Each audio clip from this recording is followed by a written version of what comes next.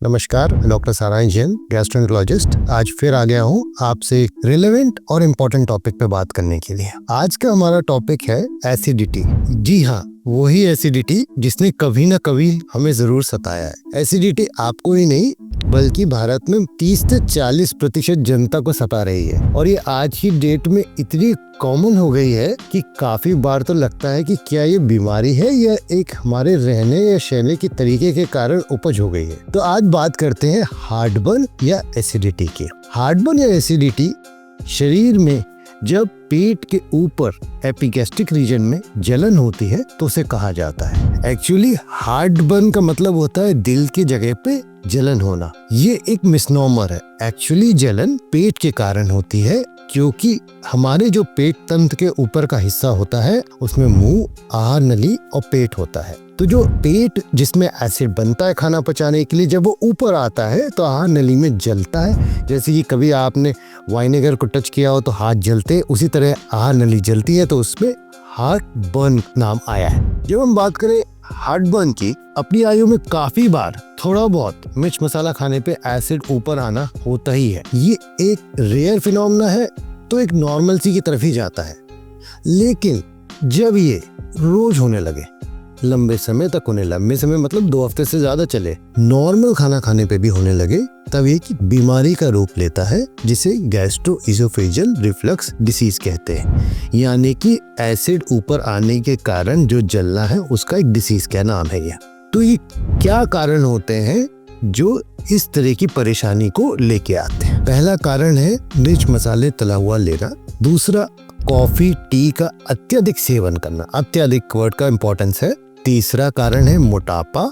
चौथा कारण है सेडेंटरी लाइफस्टाइल, दिन भर बस बैठे रहना और जस्ट खाना खा के लेट जाना।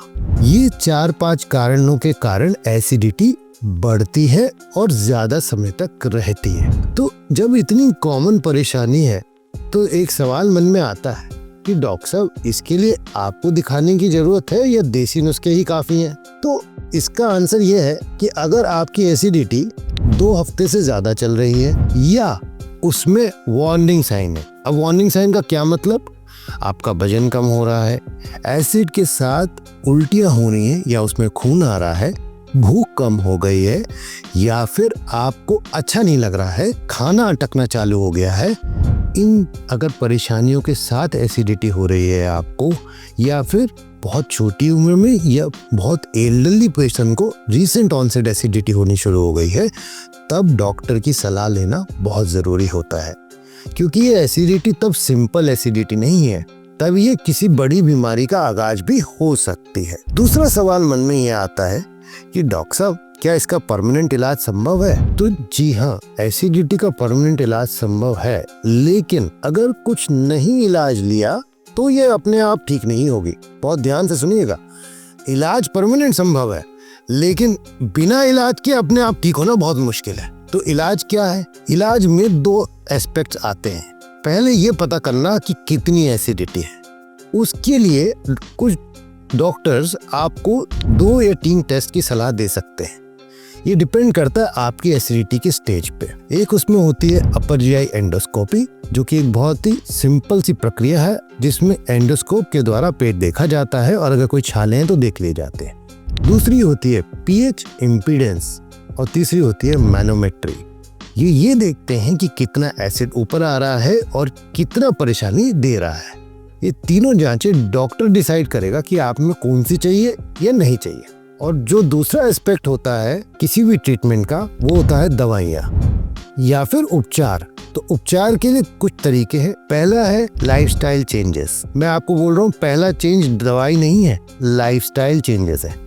लाइफस्टाइल चेंजेस का क्या मतलब होता है? लाइफस्टाइल चेंजेस का मतलब होता है कि हम एक्सरसाइज करें, अगर हमारा वजन ज़्यादा है तो वजन कम करें, स्ट्रेस कम लें। स्ट्रेस सबसे इम्पोर्टेंट फैक्टर है जो एसिडिटी को बढ़ाता है। जब आपको टेंशन होता है, जब एग्जाम देने जा रहे होते हैं तो सबके पेट में जलन मछली होती है। जैसे एग्जाम खत्म हो जाता है सबको तीव्र भूख लगाती है और एसिडिटी पूरी छूमंतर हो जाती है। चौथी चीज होती है आपका खाने का टाइमिंग। जब आपको अगर एसिडिटी हो रही है तो टाइमिंग और कंटेंट दोनों मैटर करेगा। पहला है आप खाना सोने से 2 घंटे पहले लें। दूसरा, खाने में मिर्च मसाले तला हुआ कम लें और थोड़ा थोड़ा खाना बार बार लें। एक साथ बहुत सारा खाना ना खाएं।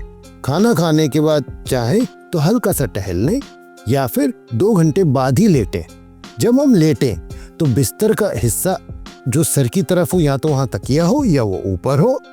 और चौथी बार, अल्कोहल और स्मोकिंग का यूज बिल्कुल ना करें, क्योंकि अल्कोहल या स्मोकिंग एसिडिटी को तो बढ़ाता ही है, साथ ही साथ उसके दुष्प्रभावों को अलग जगह भी लेके जाता है। उम्मीद है मुझे कि मैं इस छोटे वीडियो में आपको एसिडिटी के कॉजेज और उसके उपचार के बारे में समझा पाया हूँगा।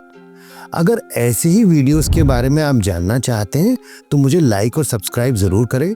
अगर आपके मन में कोई और सवाल है एसिडिटी या किसी और बीमारी के लिए, तो आप कमेंट सेक्शन में लिख के मुझे बता सकते हैं, जिसको मैं अगले वीडियोस में एड्रेस करने की कोशिश करूँगा। Thank you.